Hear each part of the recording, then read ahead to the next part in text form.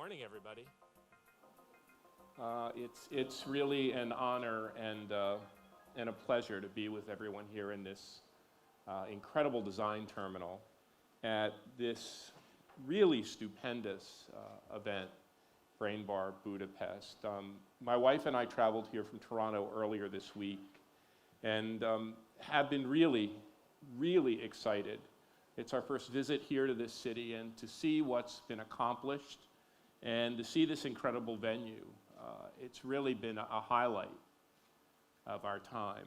I want to spend about 45 minutes this morning talking to you about this remarkable economic and social and cultural transformation that we are going through here in Budapest, in this region, in Europe and around the world.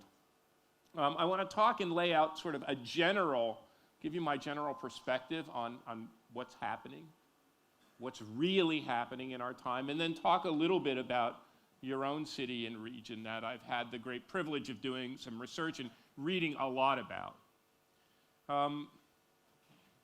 If you think about what's happened over the past decade or so, it's really quite remarkable. If you dial your mind's eye back just a few years to 2007, 2008, and you think about the economic trauma that confronted the world economy, and you think about the crisis of the financial sector in London and New York that then reverberated throughout all the world's economies. And people talk about that and they say, well, that's a great recession, or that's a great crisis. And I think when this history is really written, we'll have a bigger and a broader perspective. And I think it's really why we're all here today. I think what we've really gone through in the past decade or so is if likely the greatest economic and social transformation in modern human history. And that economic and financial crisis really, I think when people look back, signals the decay and decline of the older industrial, vertical, top-down bureaucratic order, and the beginnings of the emergence of something new, and something quite different. And it's why we're all here today, and it's why we're talking about Budapest, and why we're talking about Brain Bar, and why we're talking about innovation and technology, and why we're talking about the knowledge economy, and why we're talking about creativity, because this really is the greatest economic and social transformation we've gone through. You know, if you go back through all of human history leading up to now, you'll note that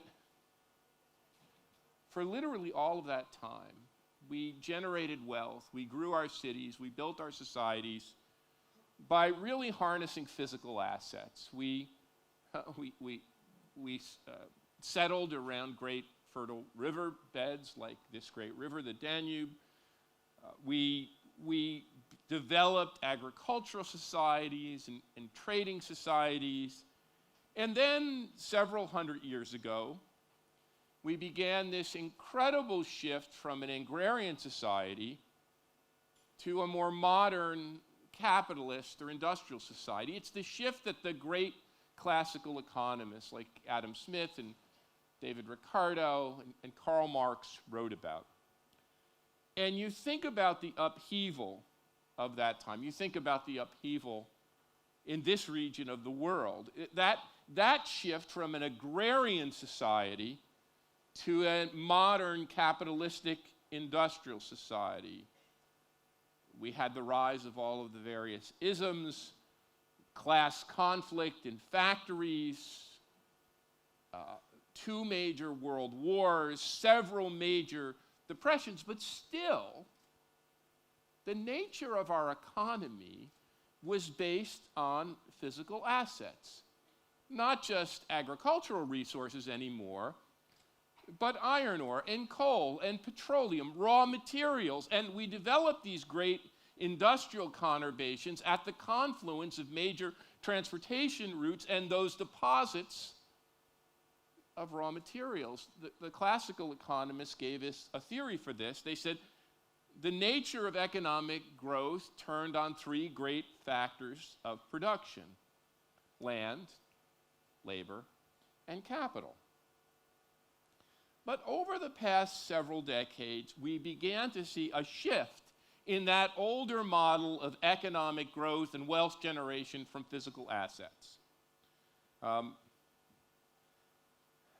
If you go back to the turn of the 20th century, across the entire advanced world, a majority of people worked in agriculture. If you look back to 1950, more than 50% of the workforce in the most advanced countries worked in industry.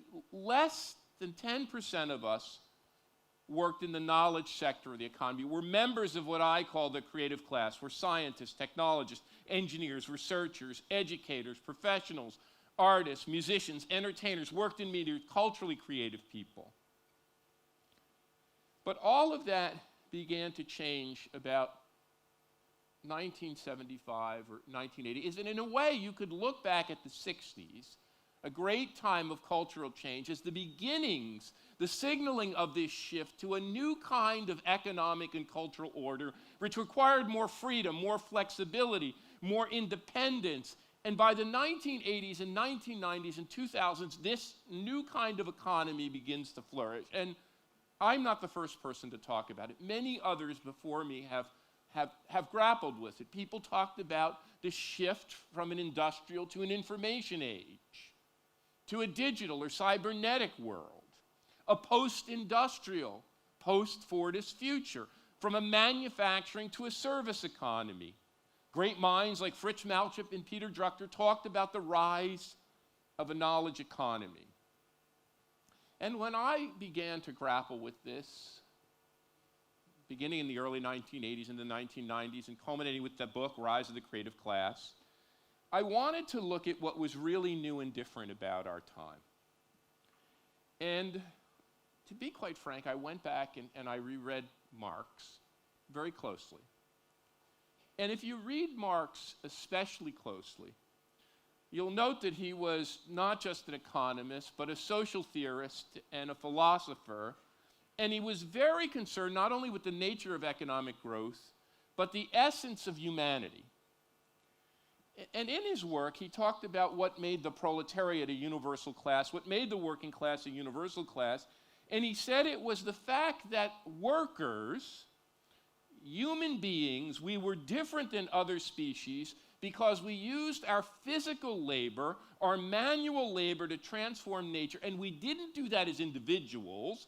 We did that collectively and intersubjectively by making things together in factories. Thus, workers were not independent, autonomous actors, but part of a collective of social labor that transformed the world by using their physical prowess, our backs, our brawns, our arms, and our legs. And I began to think what made our time different wasn't just the information we create, not just the technologies we generate, not just the innovations we bring forth, and certainly not the knowledge that is poured in our heads.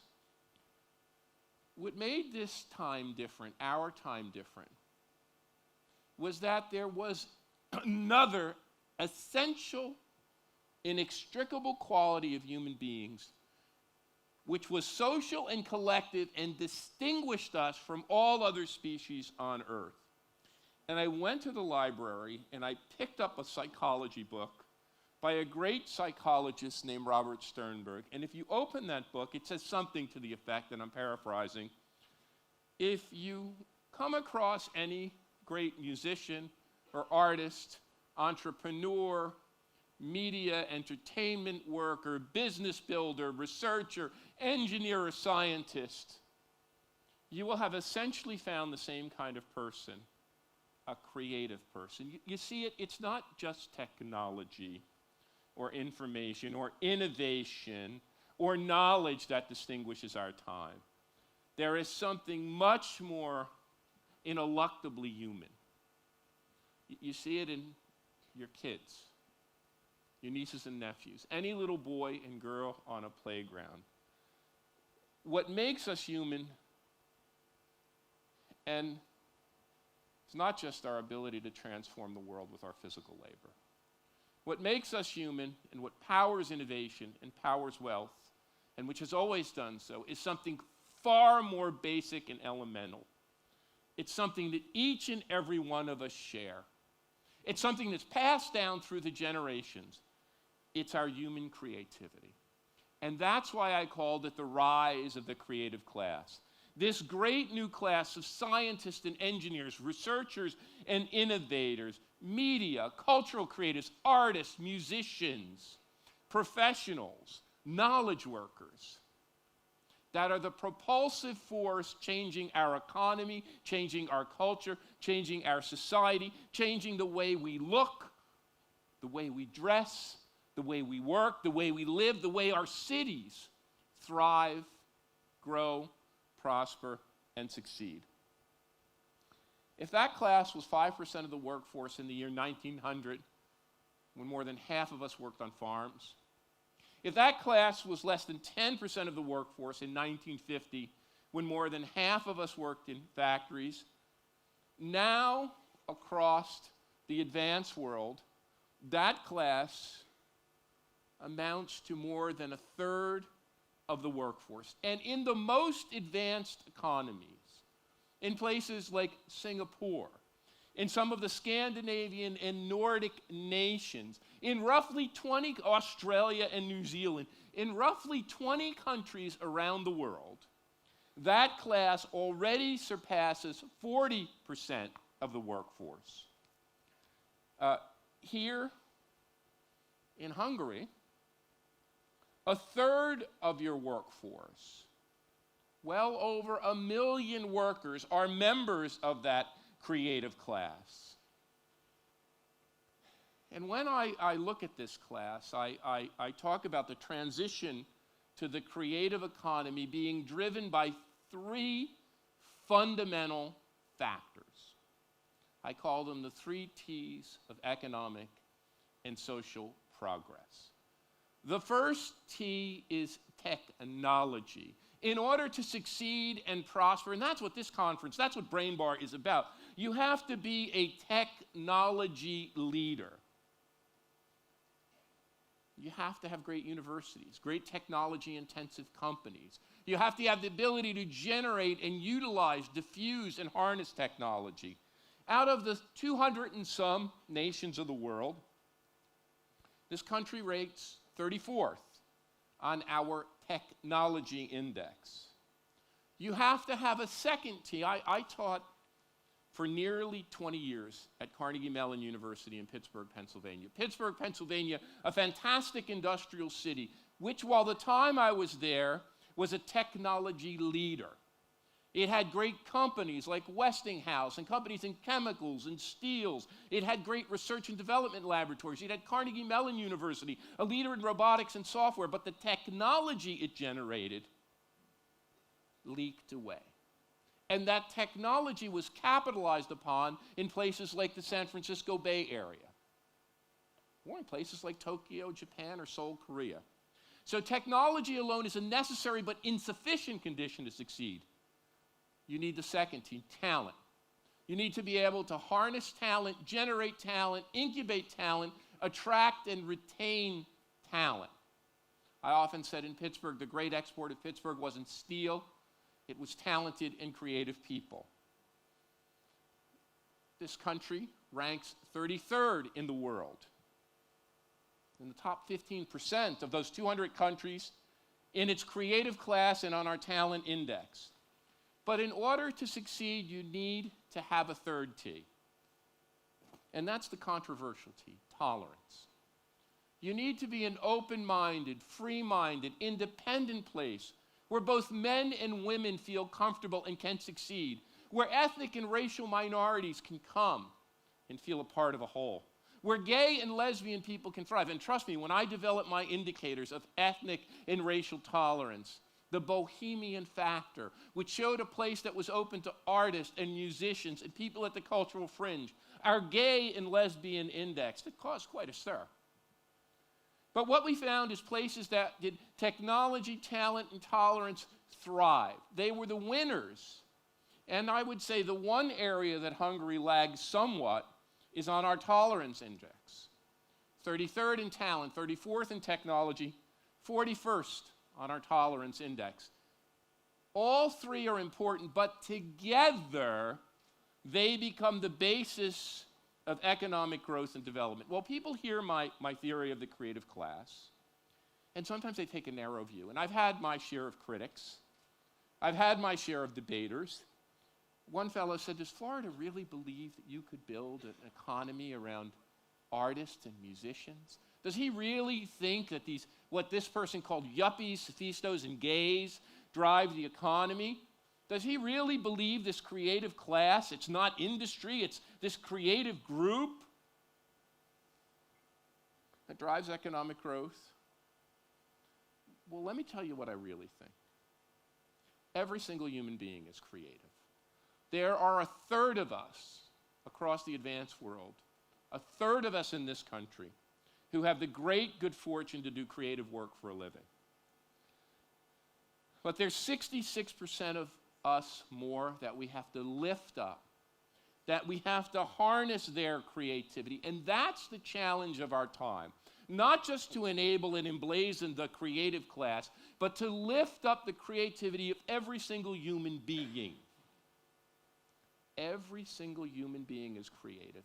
Economic growth and social progress in our time turn on stoking that creative furnace that lies deep within every human being on earth. I didn't learn that from studying musicians or artists. I learned that by studying factories.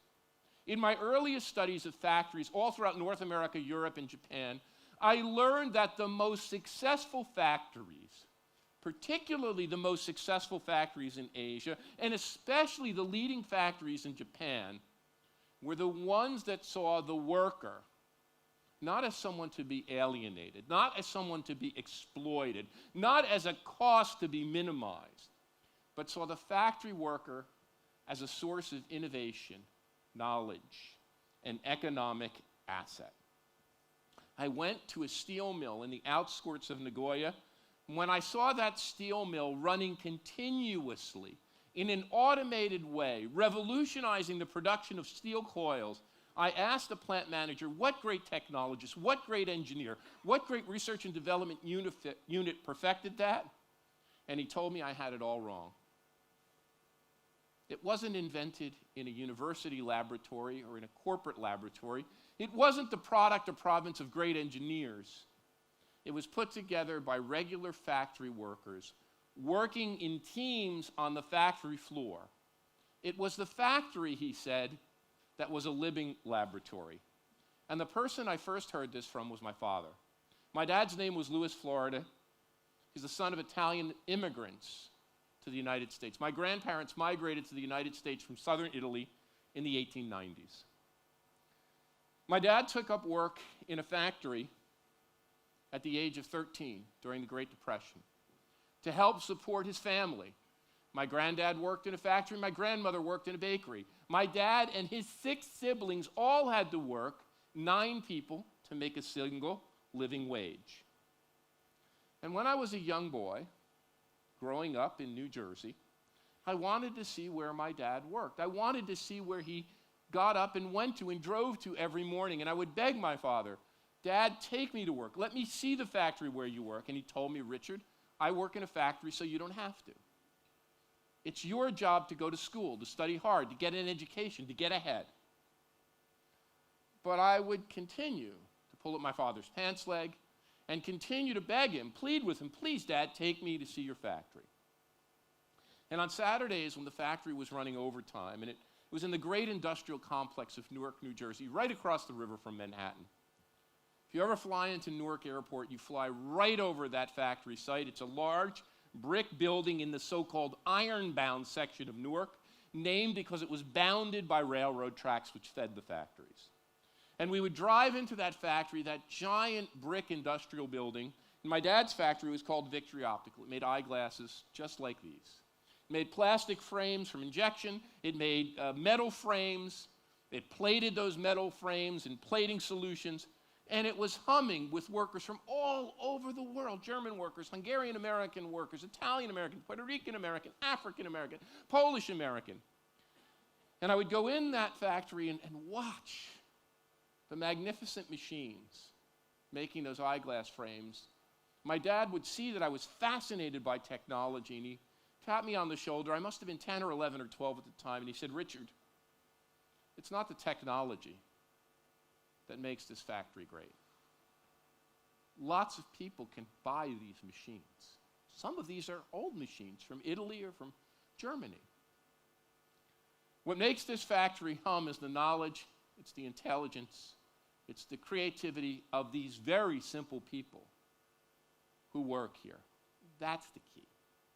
Every single human being is creative. The creative economy turns on harnessing the creative energies of all of us, not just artists and engineers, musicians and media workers, all of us who work the factories.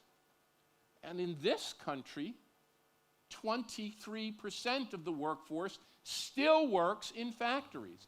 It turns on harnessing the creative capabilities of those who work in agriculture.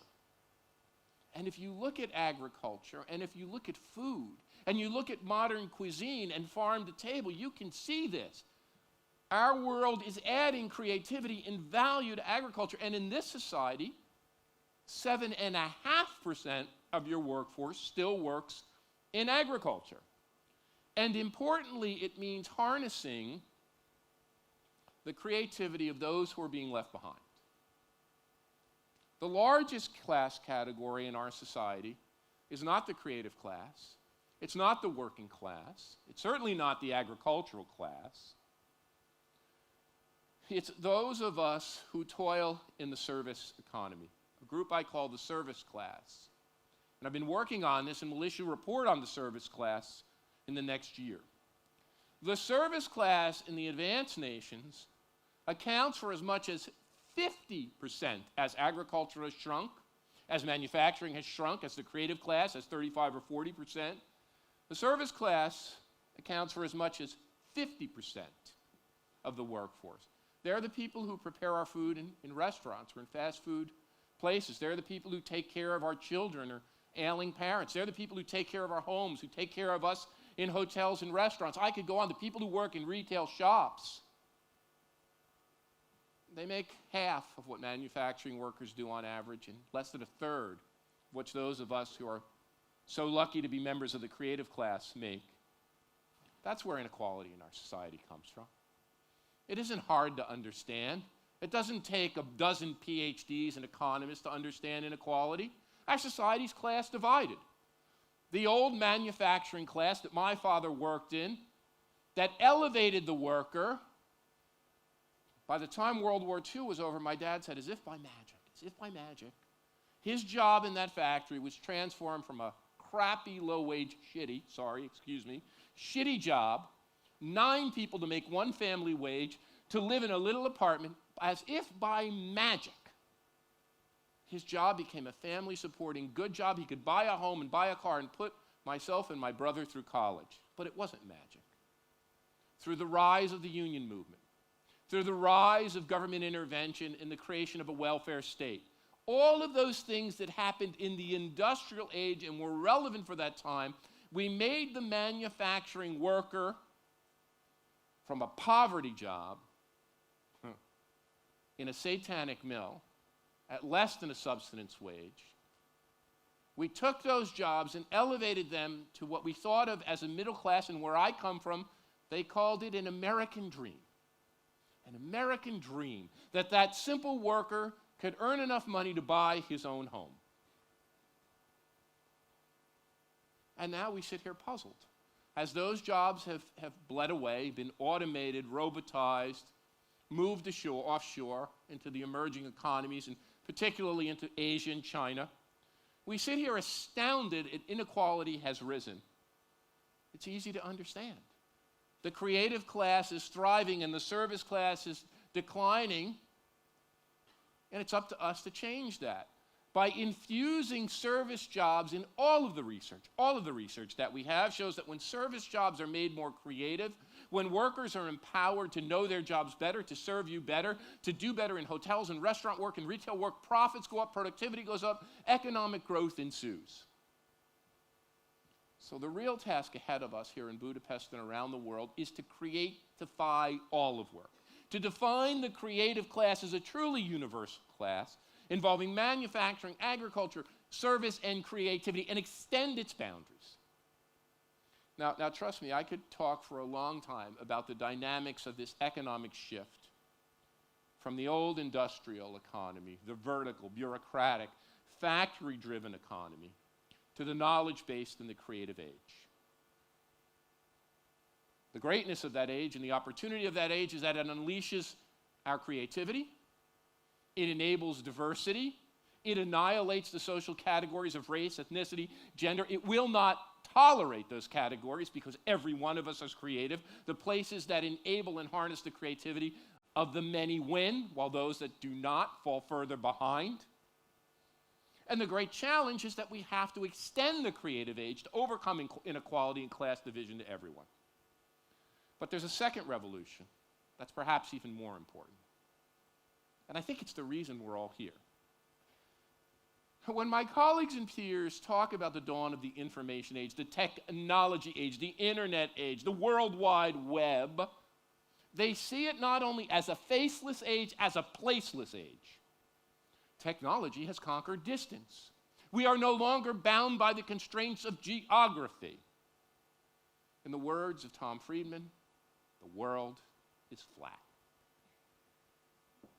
Geography and distance, place and community no longer bind us. The world has been flattened out so that we can plug and play, communicate, commute, and work from anywhere. We live in a global world, after all, where we've conquered distance with technology and community no longer matters. In the words of Mike Porter, the Harvard economist, this idea that globalization has annihilated the constraints of community and made the world flat has tripped up a lot of otherwise very smart people. In fact, I would submit to you that instead of flattening the world, the opposite is true.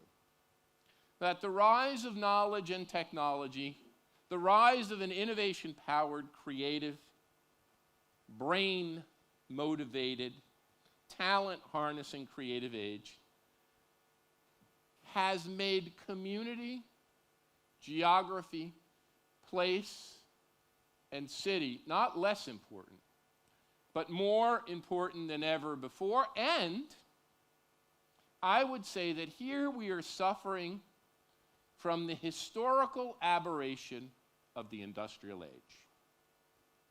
If you look back through all the millennia, you will find that the most advanced societies, our basic advances in technology, in linguistic capability, in arts and culture, have always come from the places where human beings were most densely packed and able to interact socially and collectively with one another. Our great human accomplishment is an individual accomplishment. It is collective human accomplishment that occurs in communities, in scenes, in places, in cities. The industrial age was the aberration. And particularly in my home country, the United States, as a hegemonic power, was able to create a spread out geography with suburbs where city cores could decay and decline. We had an urban crisis where places like Detroit or my hometown, my wife's hometown of Detroit, my hometown of Newark could be left to rot because of the industrial affluence of the time. But that was the historical blip. The broader historical trajectory is that human achievement and human accomplishment and economic growth and development and cultural and technological achievement and innovation come from the clustering and concentration of people. we built a data set looking at the satellite images of the world at night. Because the UN doesn't collect these data, collects data on nations. The World Bank doesn't collect these data. The consultancies don't collect these data. I could go on and on. We wanted to understand how the world economy was really organized around cities and communities and regions. And what we found is that the world isn't flat at all. When you look at the world through those pictures of the satellite images, you see great spikes of light, great spikes of innovation, great spikes of economic activity. The world isn't flat, it's spiky.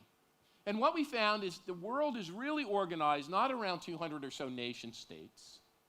It's organized around 40 functional economic areas that you can define by looking at the light footprint that we dubbed mega-regions. The Boston, New York, Washington corridor, the area around Greater London, Greater Tokyo, the area around Seoul. It's not China, that's the new competitor. It's the economic region from Shanghai to Beijing. It's not India that's a new power. It's a mega-region from Mumbai to Bangalore. The 40 mega-regions of the world house less than 18% of our population, produce 2/3 of our economic output and 9 in 10 of our innovations. We're sitting in the 25th largest mega-region in the world today. It runs from this city, Budapest, to Vienna. That mega-region alone, not the broader region, accounts for nearly 25 million people and produces more than 200 billion in economic assets. It's a mini country. No, it's not a mini country. It's a large country. And if you take the bigger region that surrounds it, it's 40 or 50 million people. It's an economic cluster.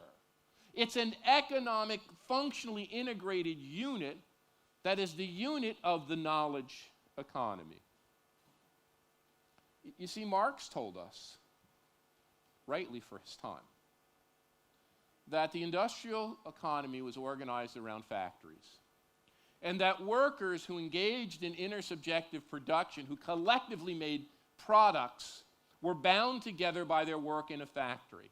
And the nexus of class consciousness, or class struggle, if you like, would emerge in a factory. The economic locus of our time is no longer factories. Factories have largely disappeared. In the United States, less than 5% of the workforce works in a factory. The economic and social locus of our time is our community.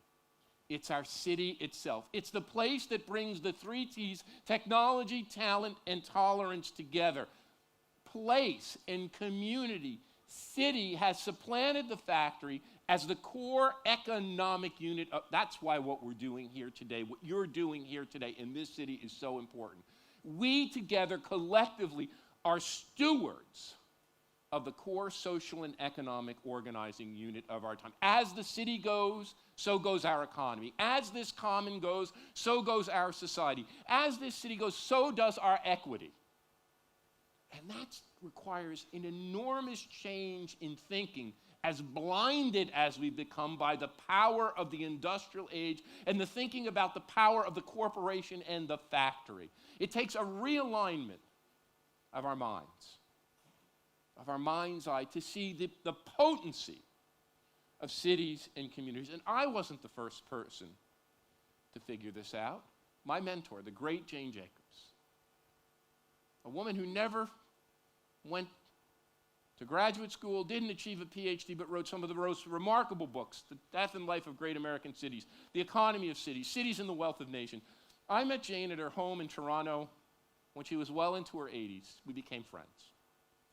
And one day I asked her, Jane, what do you think is the most important contribution you've made through your thinking? She said, Richard, that's easy. Most of you economists believe that you figured out where economic growth comes from. You think it comes from companies making a more fine-grained division of labor. Adam Smith's pin factory, the assembly line in the car factory, a factory that makes products in this very elemental assembly line fashion, driving down costs and driving economic progress. She said, that's not where economic growth comes from. That's where cost reduction comes from. If you want to understand where economic and social progress come from, that comes from innovation, from doing something new. And the ability to create something new, to do something new, to create new work does not come from existing companies. It comes from people who band together in these things we call cities. Think about the birth of Apple Computer. Jobs and Wozniak in Silicon Valley finding one another and building a team, and it goes on and on from there. Whether it's creative endeavors like music, the formation of great musical acts and bands, or technological endeavors like startups, they come from communities, this clash and clamor of people finding one another to create something truly new. It's not the mind that's the means of production. It's the minds, the collective brain of a city that powers creative innovation and growth. For the past decade or so, I've tried to probe what are the factors in cities that are important to spurring this kind of creative outburst. I've already told you my 3 T's. You have to be a technology leader. You have to be able to attract and harness talent. You have to be open-minded and tolerant. But at the bottom of those factors is a 4th factor. Sometimes we called it a 4th T, territorial assets. The more basic word for it is quality of place. Not quality of life, quality of place. And if you want to harness and hone that creative edge, it starts with understanding and acting on quality of place. We did a study with the Gallup organization. We surveyed more than 100,000 people. We asked them, what is the truly important thing, not in the economic growth of your community, but in the way you are attached to your community?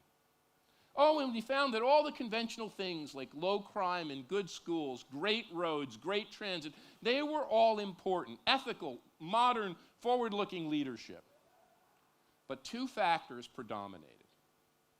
In the minds of people, real people, there were 2 factors that distinguished a great community from a merely good community. One factor was the open-mindedness and flexibility and freedom and independence and tolerance of that community. How good was it a place for women to succeed, for young people as well as older people to succeed, for people from all the classes to succeed, for entrepreneurs to have a go? Was it a place that poor people and disadvantaged people could find a way forward? Women as well as men, disabled people as well as able-bodied, gay, straight. But at the top of the pyramid was this factor we called quality of place. And I think this is an area where this city truly excels. Quality of place. And you can think of this along several dimensions. The first dimension is, what has nature given you? Has nature given you beautiful riverfronts, beautiful mountains, beautiful countrysides? And how do you use them, not destroy them? The historic preservation, the preservation of natural assets, a key factor in how residents and communities perceived this quality of place. What about the built environment, the urban environment, the kinds of buildings you create, the new and modern buildings, and the older buildings one preserves? Well, I read the EU studies of this region. And one of the core advantages in all of those EU studies of the creative and knowledge regions in this part of the world was this incredible combination of natural assets and natural beauties with historical quality of place. The cultural environment, the artistic, musical, cultural environment of a place. How was that utilized? How open was it? How could people relate to it? And not just high culture, not just great symphonies and ballets and operas, which were important, the ability to incubate and inculcate street-level culture, participative culture, quality of place. Key assets in understanding this transition to a community with real soul. And the asset here, I would hasten to say, as navigating this creative age here in Budapest, in this part of the world, it's a core asset. Now, what we're seeing in society today, and it's surprising to many of my peers, is a true urban revolution. For most of the 1950s and 1960s and 1970s, the movement here in the United States, in the United Kingdom, throughout Europe, even in Asia, was from the urban center to the suburbs. But in the past decade, that has reversed. And people say this is because young people want to be in cities and because cities and urban areas are more fun and one doesn't have to drive a car and one can walk and it can be 24 hours. All those things are important. But the real reason is that the creative economy, the harnessing of collective community creativity, requires interaction, requires density, requires clustering. This isn't about just culture and fad, music and fun. High clustering and urbanization are required for economic and social progress. My peers talked about the rise of the high technology district in the suburban areas like the Silicon Valley outside of San Francisco. They talked about engineers and scientists avoiding the clamor and cultural messiness and diversity of cities and retreating to what they called suburban nerdistans. Funny word, a nerdistan, where the nerds can go away from the city. What we've seen in the past 10 years is a movement not just of cultural creatives, not just of artists and musicians, not just of the bohemian quotient. We've seen a massive movement of startups back to cities.